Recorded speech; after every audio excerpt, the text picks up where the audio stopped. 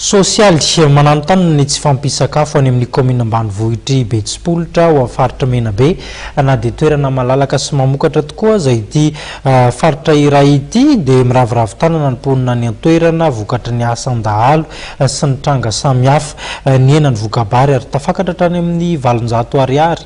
ny iray kapoaka amin'ny varo any amin'ity tanàna ity. Velom-pitarainana noho izany ny ben'ny tanàna ny toerana. Raha ny commune Edidiako no jerena raha ny famokarana dia tena tsy tamin'ny taona 2016 iny dia tsy afaky namboly ny vahoakany no hetrahetraky ny asan-dahalo dia amin'izao 2017 zao koa mbo tsy afaky hamboly koa satria tsisy ny omby satria molany zany tsy mampiasa tracteur tsy mampiasa iny fa angadin'omby dia revorevo omby nefa omby lany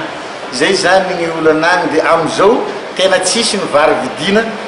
ary nefa le olo mbo tsy afaky mamboly koa ny sekoly mikatona avy satria le tanàna tegna ambanivohitry dia mivory amin'ny toerana misy gendarme fotsiny ny azo nipetrana 700 ny kapoaka fa nefa izao fa manomboky tsisy vidina fa mosary zany gnagny amin'izao indrindra fa amin'izao manomboky amin'ny décembre aty dia fa tapaky ny lalana magnagny amin'ny tratsy ny rano mamokatra fa noho nyle